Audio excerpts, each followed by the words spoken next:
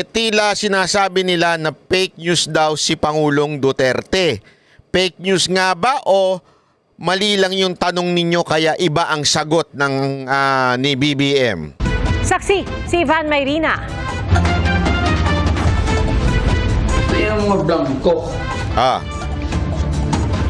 Hindi mo nagpasa-ilo with blank. Sa special episode ng podcast na Basta Dabawenyo, may mga pinuna si dating Pangulong Rodrigo Duterte sa hawak nilang kopya ng Bicameral Conference Committee report ng 2025 National Budget. Galing daw ito kay Davao Congressman Isidro Ungab na minsan naging chairman ng House Appropriations Committee. Una sa lahat, nanggaling po ito kay Congressman Ungab na ngayon ay representante dyan sa Davao.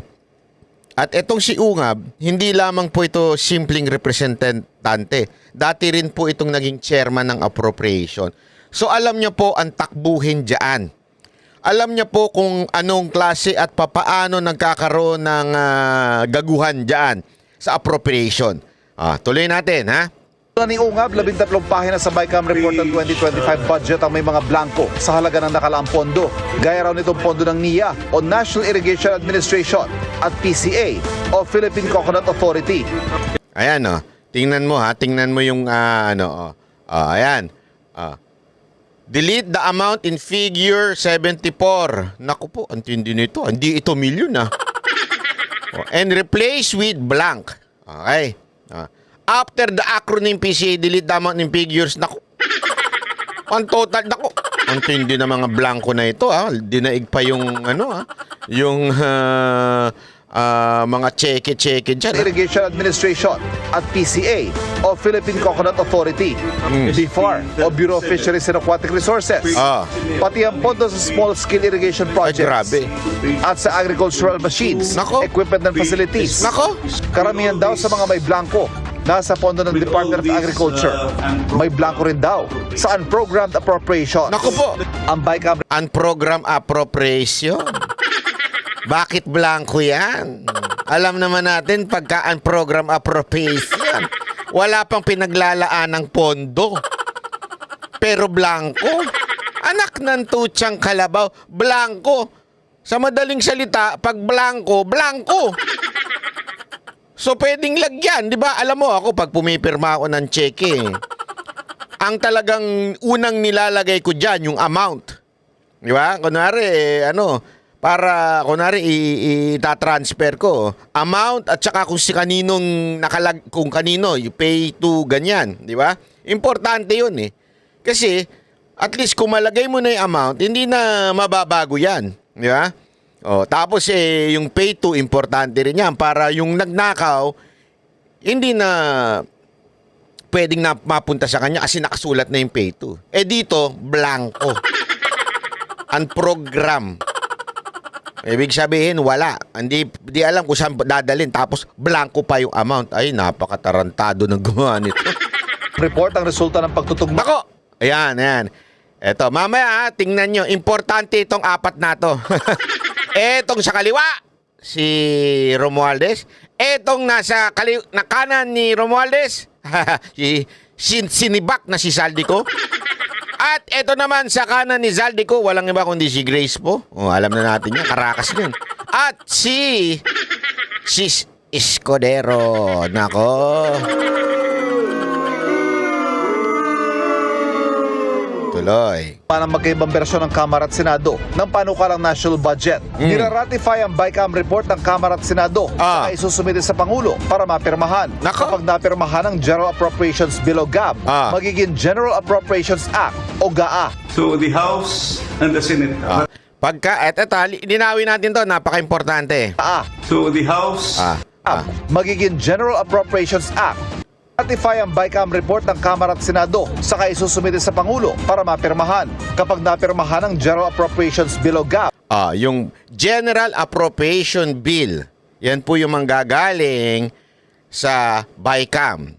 Tapos, pag pinirmahan na, magiging General Appropriations Act o GAA. So the House and the Senate ratified defective BICAM report. Ang linaw po sinabi ni Ungab. Senate and the House Sabihin yung mga congressman natin na ulupong. Sila daw po ang nag-ratify. Sila daw po ang pumirma ng blankong budget. Ulitin natin para sa mga tanga. Kasama na ilang media. Ang pinirmahan na blanko ay yung galing sa BICAM. Pinirmahan yan, niratify ng Senado, yung mga pumirma. Although wala ito sila, sila ba to? Ito yung mga pumirma, mga senador at mga congressman. Yan yung pinapakitang blanko. Sa madaling salita mga kababayan, ang sinasabing pumirma ay mga mambabatas, hindi ang presidente. Walang sinabi si Ungab at ganun din si Pangulong Duterte na sinabi niyang, Mr. BBM, pinirmahan mo ay blanko. Walang sinabi si Pangulong Duterte ganun. Wala rin sinabi si Ungab. Pero tila na ang pinalalabas ng media sa pamamagitan ng tanong nila na mali. Tinanong nila si Bongbong Marcos. Sabi ni Duterte, pinirmahan mo daw blanko. Mga putang ina nyo palang media kayo eh. Wala naman sinabi si Pangulong Duterte na ang pinirmahan ni Bongbong Marcos ay blanko. Ang sinabi nila, BICAM. Hindi ng presidente. Ito, tanga lang kayo? Bobo kayo o nananadya kayo? Kasi, ano yan? Tangina nyo, nag-aral kayo ng journalism tapos hindi nyo alam ang pinagkaiba ng ginawa ng BICAM at yung ipinirmahan ng Pangulo. Magkaiba ho yun. Kasi tandaan ninyo, may proseso yan. Ipapaliwanag ko sa inyo. Okay? Tuloy natin. In other words, apektado yung ating GAA. Para ka nag-issue ng check kanya ng blanco to. Ano yung sabihin? Yan, na pinagugulo ng ilang media eh. Pinagugulo na ilang media eh. So, ibig sabihin, apektado ang GAA. Okay, ipapaliwanag natin. Ituloy lang natin. Mamaya, unya-unya, explain ko sa inyo. Sila na ang maglagay, ang sekretary o ang direktor? Anong kalokohan ng naisip ninyo niya? That is falsification of law. Perjury or whatever criminal action. You can all go to jail for that. Sagot dito ni Pangulong Bongbong Marcos. He's lying. He's a president. He knows that you cannot pass a GAA without with a blank. He's lying. He's lying because he knows perfectly well that that doesn't ever happen. Si Executive Secretary Lucas Kita nyo ha? Pareho sila ng sinasabi ni Marcos. He is lying. Kasi hindi naman ako, sabi niya, hindi naman ako maaaring pumirma ng blanco in Tagalog. Tama naman siya eh. Tama si Bongbong doon. Hindi naman talaga siya pwedeng pumirma ng blanco. Pero hindi naman yun na sinabi ni Duterte. Hindi rin yun ang sinabi ni Ungab, pumirma ka ng blanco. Walang sinabi si Ungab, walang sinabi si Pangulong Duterte na pinirma ni Bongbong ay blanco. Pero bakit ganun ang tanong ng media? Mr. President, sabi ni Duterte, pumirma daw kayo ng blanco. Naturalmente, ang sasagot ni Bongbong, he is lying. Hindi ako pwedeng pumirma ng blanco. Nagigets nyo? Mali kasi yung tanong, kaya mali ang sagot. Abay, gago pala talaga itong media eh. Tapos ngayon, ito pinalalabas. The peddling of such fake news is outrightly malicious and should be condemned as criminal. Alam nyo ba na ang gumawa ng fake news ay criminal? Nasa batas natin yan. Tingnan ninyo, ha? Lalabas na naman dito ay fake news si Pangulong Duterte, nagpapakalat si Pangulong Duterte ng fake news. Yan ang lahat na lumalabas sa mainstream media ngayon. Pero sandali, linawin natin. Wala naman sinabi si Pangulong Duterte, Hoy! Bongbong! Hoy, Bonet! Bakit mo pinirma na blanco? Walang sinabi si Pangulong Duterte ganun. Gago ba kayo? Media tinutukuyan ko dito hindi ko si Bersamin. Kaya lang, bakit ganun kasi ang packaging ng media? Na tila sinabi ni Pangulong Duterte na si Marcos ang pumirma ng blank. Wala akong sinabi ang Pangulong Duterte na pinirmahan ni Pangulong Marcos na blanco ang GAA. Walang sinabi. Ang sinabi, yung niratipika ng BICAM, pat ibig sabihin po nun ng Senado at ng Kamara ay blanco. Pero pagdating doon sa Pangulo, merong nang nag-fill up. Yun ngayon ang dapat nating habulin, yung animal na yun. Pero ang punto pa rin dyan, bakit bilang senador, bilang congressman, pumirma ka na blanco? Responsibilidad mo yan. Gago ka ba? Sorry pero gago ka ba? Ako, pumipirma rin ako ng kontrata ng artist ko. Pipirma ba ako na the talent fee of Mocha Girls is blank? Pirma ako. Tapos pipirma rin yung client ko. Sino ang gago? Pareho kami. Bakit? Pwede kong patungan yon. Pwede kong gawing 1 milyon, 2 milyon, 3 milyon. Tapos sabihin niya, hindi wala, blanco yan. Ibig sabihin, pwede 10 piso lang budget niyan. 100 lang. Nagigets yung ibig sabihin? Kasi nga, blanco. At walang matinong tao. At lalong-lalo na, ikaw ay opisyal ng bayan na to, na pipirma ka ng blanco. So ang may kasalanan dito, mga congressman at mga senador, partikular na yung BICAM. Mamaya ipaliliwanag ko sa inyo ano ibig sabihin ng BICAM. Ituloy muna natin ito. Mas Bersamin, tinawag na fake news sa mga pahayag na pinirmahan ni Pangulong Bongbong Marcos ang budget na may mga blanco. Malisyoso at kriminal anya ang pagpapakalat ng ganito mga pahayag. Tingnan nyo na. Explain lang natin punta na po tayo sa sandaling explanation laang para mas maliwanagan kayo kung ano ang tunay na nangyari. Ayan, ilabas. Magdo-drawing tayo, First time to, magdo-drawing. Pangit po ang sulat ko, pagpasensyahan nyo na. Pag nagreklamo kayo, bahala kayo sa buhay nyo. Eto, sisimulan natin. Saan ba nagsisimula ang budget? Dito natin ilagay yan. Shh, bakit mo na... Dali. Shh, buray natin yan. Okay. Ito na. Saan ba nagsisimula ang budget? Dito.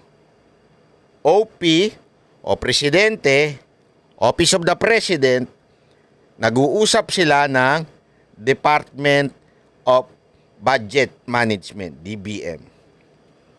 Diyan nagsisimula ang budget. Inaayos nila yan. Usap sila. Mr. President, ganito kailangan ng departamento ito. Mr. President, ganito. Usap sila dyan. Okay? After nyan, okay? Dadalin ngayon yan sa legislative branch.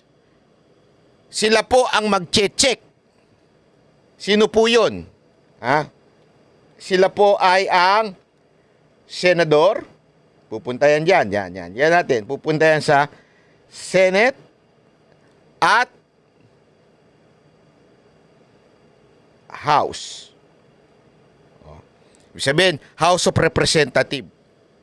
Senate and House. Diyan pupunta yan. Okay?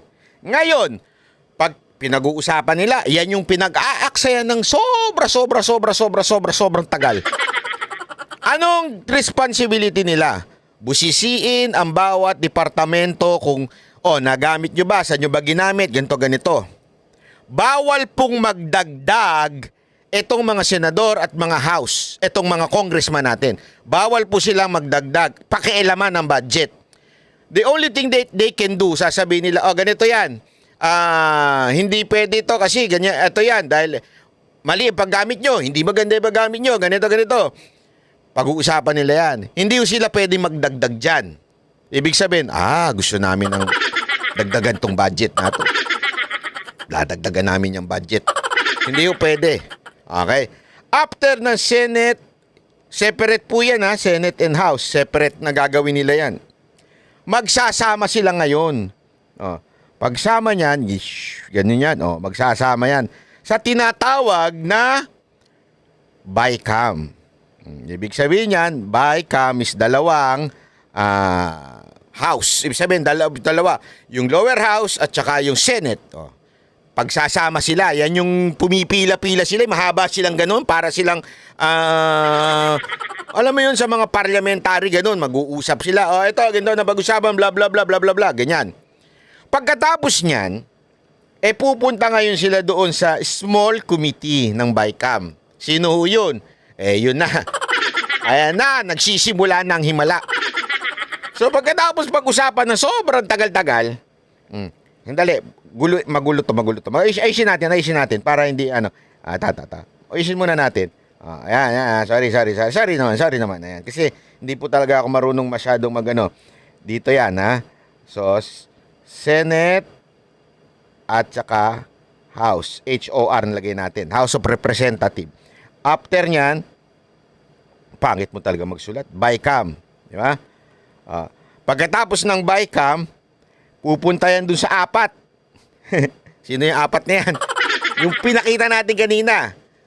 Si Speaker, yung kanyang finance na si Zaldico, si Grace Po, finance ng Senate, at saka ng yung Senate President. Sila ho yan. Yung apat na yan. So mula dito, sa taas, nagsisimula, Office of the President, Senate, pinag-uusapan ng matinding malupit na malupit yan. Ganun katindi yan. Akala mo mga seryoso. Ayusin natin yan. Pero, ang nagdi-decide din ay itong small committee na to, small committee na yan. Yung apat. Yan lang din mo magdi-decide. Sa katunayan, sinabi nga ni VP Sara Duterte, ang nagdi-decide laang yan ay walang iba kung hindi si Romualdez at si Zaldico. Yan yung sinasabi niya. Bakit pa natin pag-uusapan to, di ba, nung humarap siya? Bakit ba tayo magtatanungan dito? Kayo rin naman magdidesisyon. Tama si VP Sara dun. Isipin mo, dito sa Senate and House, dito, yan, Senate and House. Patatawag nila lahat ng departamento, kakausapin lahat ng USEC, Secretary, ASEC. Ano ba ginagawa mo niya, budget mo? Kaganyan-ganyan sila. Naalala ko, iniipit nila ang PCO noon dahil kay Mocha. Bubula mga bibig niya, mga animal na yan. Tapos, babaguhin din naman yan ng BICAM, yung mas maliit na grupo, I think more or less, less than 10 yan 10 from Senate dito sa BICAM, 10 from House of Representative. Tapos, pag-uusapan na naman yan. Pag-uusapan na naman ito mga to. Pagkatapos, babaguhin din naman ito.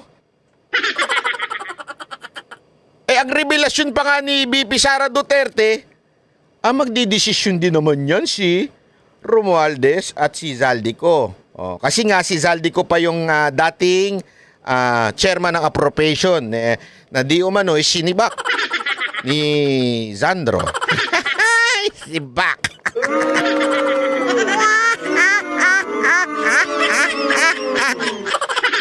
Okay? So sila naman din daw magdi-decide. Sige, pero sige, para naman hindi na natin sila lalagay diyan. Nandito na sila sa baba. Okay? Pagkatapos niyan, ano nangyayari? Okay? Dito, pupunta yan sa magpiprint. Saan yan? Nasa HOR yan. Nasa House of Representative yan. Nandyan yan. Okay? So dito, sa BICAM, sinasabi ni Ungab at sinang-ayunan dito sa BICAM, bilugan natin.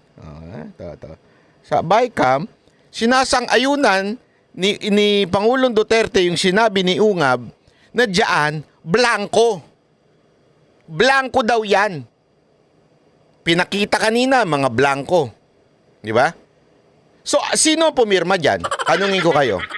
Di ba? Walang iba kung hindi yung mga senador at saka mga congressman. Hindi ho ang presidente. Yan ang sinasabing blanco. Sandali, banat bay. Kung blanco pala yan, di ba dapat pag pinrint blanco yan? Tama kayo dyan. Kaya lang, may nagsabi sa akin, di ko na lang sasabihin kung sino, isang congressman, na talagang nangyayari yan. Taon-taon daw yan. Mapag-uusapan nila dito, may konklusyon na dito, pero pagdating dito sa printing, diyan na nagkakaroon ng himala! Kasalanan ba? Maglagay ako ng numero. Isang himala. Diyan daw nagkakaroon ng himala. Saan yan? Sa House of Representation. Representative. Sa madaling salita, diyan daw nagbabago ang ilang mga numero. Sa katunayan, yung nakausap ko ng congressman, dito daw, eto, ipalitan natin ng kulay, yan, blue. Dito daw, may budget siya. Dito, may budget daw siya yung congressman na nakausap natin. Dito. May inalat na para nga sa mga proyekto. Pagdating daw dito, hindi itong panahon na ito dati nung unang yung panahon na siya pa ay congressman. Pagdating na daw dito, nawala na yung budget. Kaya nga daw siya nagtataka, sandali. Kinungklud na natin dito, pinirmahan na natin dito. Tandaan nyo pumirma to. Dito, pinirma niya ng lahat ng mga congressman. Si congressman ganito, si congressman ganyan, si congressman ganyan. Yung pinirmahan nila yan. Okay na, is na budget. Pagdating dito, nababago daw. Dito, dyan. Nababago daw. Ngayon, after nyan, babalik ngayon yan. Babalik. Dali. Chotomate. Babalik daw yan dito. Sa presidente. Hindi sa DBM, sa presidente. Pagbalik dyan na siya pipirma. So nagkaroon ng hocus-pocus along the way from BICAM going to here. Nagkaroon ng hocus-pocus doon. Alinaw ng drawing ko, di ba? Nagigets nyo?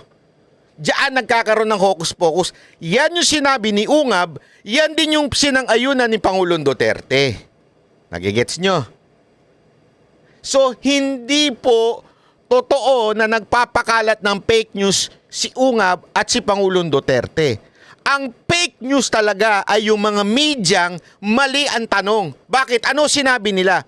Sinabi nila na dito daw,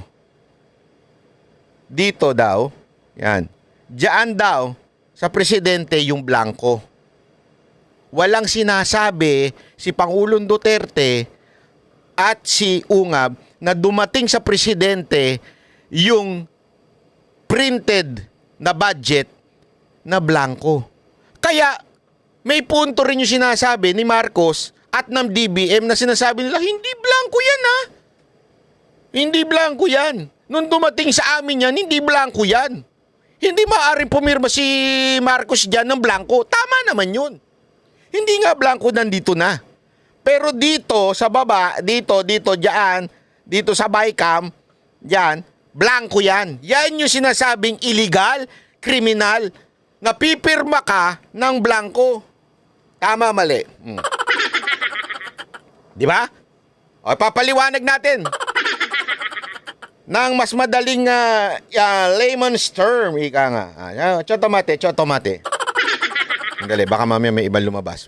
Wait lang. Yan. Okay. Baka mamaya pagka-click ko, lumabas yung scandal ko. Ito. Ganito. Parang ganito dating. Nag-usap yung magbubuker, ang tawag dyan, yung nagbubuk ng mga banda, yan, buker. At saka yung manager ng banda, halimbawa, manager. Nag-usap sila, okay? Blanco ngayon, pinirmahan nilang pareho. Pinirmahan ni buker, pinirmahan ni manager, parehong blanco. Okay? Pero pagdating na dun sa financier, meron na nakalagay na 1 milyon. Dun sa magbabayad, ito, magbabayad. Babayad, 1 milyon na, 1 million na yung talent fee. Yeah? Pero, ang napag-usapan nitong dalawang to, blanco lang. So ngayon, pag pinakita mo, kanino? Doon sa artist. Nagpirma na kami ng kontrata. Ito lang kontrata natin, ha? Tigli 5,000 lang kayo. Tigli 5,000 lang kami. Oo, yan ang pinag-usapan na budget nyo. Tigli 5,000 lang. Okay. Sige. 5,000. Pero, yung kontrata ni Booker at saka ni manager, blanco. Tapos yung magbabayad, yung printed na contract na, yung talagang pipirma na nung magbabayad, 1,000,000 na. So, magkano kinatkong nung Booker at saka nung manager? Nagets ninyo? Magkano ngayon ng kinatkong nila? Ang laki ho ng kinatkong nila, di ba? Yun ang ibig sabihin natin noon. Kasi nga, blanco. Blanco. Blanco po. Yan yung sinasabi. Gago talaga itong ilang media kapag nagtanong. Hindi ko alam. Ito I give them the benefit of the doubt na alam naman nila Kasi yung tanga sila? O hindi nila ginawa yung assignment nila at hindi nila pinanood yung video ni Pangulong Duterte at ni Ungab. Ganun ba sila katanga? Pabaya? Hindi nag-research? O baka naman talagang sinasadya lang nila. Sinasadya lang nilang imali yung tanong kay Marcos para sumagot si Marcos ng palaban. Di ba? Kasi tama nga naman. Kung ako rin yung magagalit din ako. Anong sinasabi niyong pumirma ako ng blanco? Wala namang blanco nung pagdating sa akin. Tama naman siya. Kaya lang, mula doon sa Bicam, papunta doon sa printing, ayun na, nagkaroon na ng himala. Ang tanong, sino kaya yung gunggong na nag-fill up nung blanco na yon? Una, yun ang unang tanong. Sinong naglagay doon? Pangalawa, bakit ang mga congressman natin at senador sa Bicam, membro ng Bicam Committee, ay pumirma kahit blanco? Yan ang dapat idemanda. Kasi hindi ka dapat pumirma ng isang blankong budget. Bakit mo pinirmahan na blanco? Dapat managot yung mga pumirma. Nagigets nyo? Hindi pa pwede yun. Kasi trabaho mo yun. Responsibilidad mo yun bilang isang mambabatas. Nakaatang sa'yo yung responsibilidad na gamitin ng tama ang pera at tax ng bawat Pilipino. Hindi mo pwedeng sabihin, hindi ko alam Basta pumirma lang ako niya, pinapirma kami. Hindi pwedeng palusot yun. Dapat may responsibilidad ka, pinirmahan mo yan bilang representante ng taong bayan. Binoto ka bilang representante. Ibig sabihin, pipirma ka dyan bilang representante ng taong bayan na sinasabi mo, tama. Tama yung pinag-usapang budget. Hindi nga tama. Paano magiging tama kung blanco? Ay, gago talaga. Ibig sabihin, dapat managot ang mga senador at ang mga kongresista na pumirma ng blanco. Yan ang dapat kasuhan. Pangalawa, kung blanco yan, sinong gago ang nag-fill up noon bago during or before ma-print yung mismong act na, yung batas na. Kasi batas ang tawag dyan Kaya nga sa Kamara dinidiscuss yan. General Appropriation Act. Pirmado na yan. Pinrint na yan. Ibig sabihin, before the printing, may nag-edit. AI kaya yun? Ang tanong, pangatlong tanong. Ito pa matinding pangatlong tanong. Pangatlong tanong. Meron kayang kinalaman yung pagkasibak di umano ni Zaldico o yung pag-declare ng vacant ni Sandro Marcos sa komite ng appropriation? Meron kayang kinalaman yun kung bakit nawala siya? Kasi dahil sa nangyari dito, sa budget na ito, na maaari, hindi ko sinasabing ito ang nangyari. Maaari na na-discover nila yan. Bakit blanco yan? Sinong gumawa niyan? O di kaya, baka na-discover nila na, uy, blanco lang yan, ba't nyo nilagyan? Sino naglagay dyan? Actually, maraming kwento dyan. Una, yung kwentong sinasabi ni Boss Dada na nakuha lang, hindi ko nasasabihin ko sa niya na nasagap yung balita na yun, pero bandang south yun eh. Nasagap niyang balita na nagalit daw ang Malacanang sa Kamara, particular na kay Speaker at kay Zaldico ang Malacanang, kaya sinibak si Zaldico.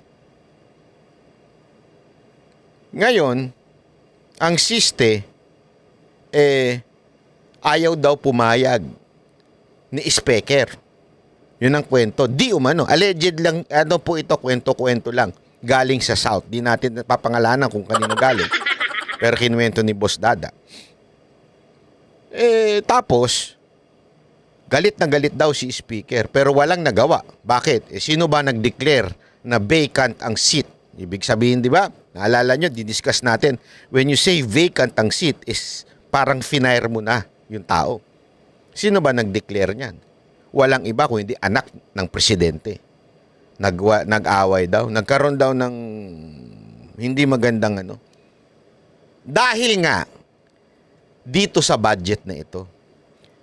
Kasi tila napuputukan ng presidente sa ginagawa ni Speaker. Naku po, patay tayo dyan. Ngayon, may balita pa. Abangan natin, di natin alam. May tinopak daw. Di natin alam kung sino yun. Sabi, palitan na yung speaker na yan. Ang ipalit si Sandro. Meron daw na ganun. Pero may mga tumutol kasi parang sabi, bata pa yan, hindi pa pwede maging speaker. Hindi, gusto ko yan. Ganun na, kwento-kwentuhan lang naman. Unang teorya yan. Pangalawang teorya, nagkaroon daw ng lamangan. Yan na. Unggoy-ungguyan pagdating sa budget. Parang may nangako, eto sa'yo, itong magiging proyekto mo. Ganito, ganito. Baka, hindi natin masabi kasi may revelasyon si, di ba, si Magalong na may 7-7 at may 30-30-30. May revelasyon siyang ganon. Baka nangako na, pag kayo, nag-host ng pupuntahan ni Speaker, meron kayong 30-30-30. Yan yung akusasyon ni Magalong, ha? O yung narinig niyang kwento. Actually, may nagsabi nga sa akin na, matagal nang ginagawa nila yan, itong panahon na ito, itong Congress na ito. Ginagawa na. Hindi daw lang ito ngayon, pati last year, ginagawa na din yan. Sabi ko nga naman, Hindi kaya, yan ang teorya ng iba nangako ang leadership, tapos hindi itinupad, o merong kumatkong sa gitna. Kasi, alam mo, uso yan. Uso yan. Naalala ko yung banda. Na ito, noong unang panahon, ewan ko kung ngayon nangyayari pa yan, ha.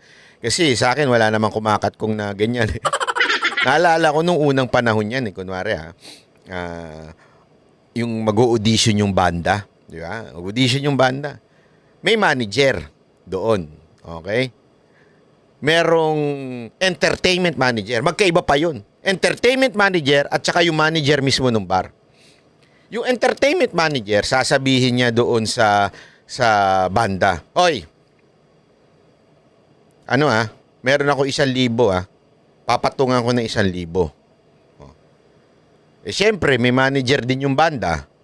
Meron din 1,000 yung manager ng isang banda. Siyempre, napatungan na ng tigi 1,000. Magkano lang ang budget ng banda? 6,000, 5,000. So, 3,000 na lang. Pagka 5,000, 3,000 na lang natira doon talaga sa artist. 6 sila. So, tigli 500 lang sila. Ganyan, nangyayari yan noon. Naalala ko talaga yan, nangyayari yan. So, nagkano na? 2,000 na kagad yung nakaltas sa totoong budget ng artist. Although yung manager, may karapatan naman siya. Okay? Kasi manager siya. Pero yung entertainment manager, ang sahod niya dapat doon sa bar. Ito masama. Kinausap ni entertain manager si manager ng bar. Ito, magaling to. Ilalagay ko ito. Magaling ba yan? Sige may 500 ako dyan. Pati yung manager, kumatkong. So, magkano na natira doon sa pobreng artist? 2,500 na lang. Kung 5,000 lang yung budget nila. 2,500 na lang. Kinatkong na yung 2,500. Nabisto nung banda. Yung singer nung banda. Hindi istorya to, hayop pa. Yung singer ng banda, sexy, maganda, mabango. Batang-bata.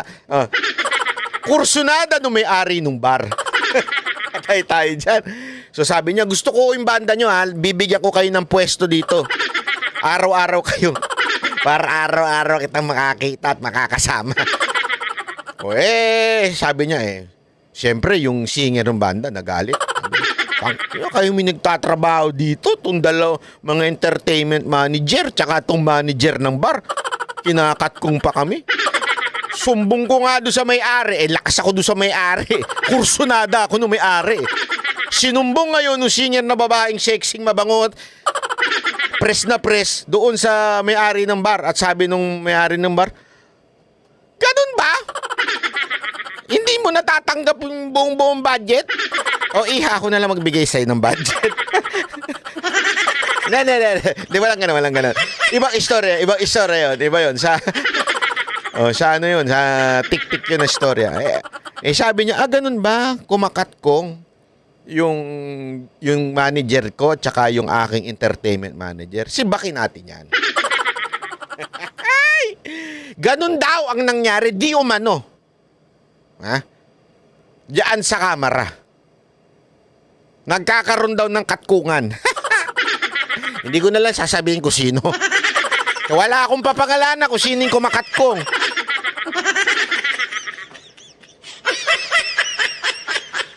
Sa madaling salita, meron nagmi-middleman. Hindi ko sasabihin kung sino. Alam nyo mga kababayan, sabi nga nila, God has a way of making things na talagang ma-expose. You know, sometimes God will allow the greediness o yung pagiging sinful natin so that we come into repentance. Alam niyo ba yun?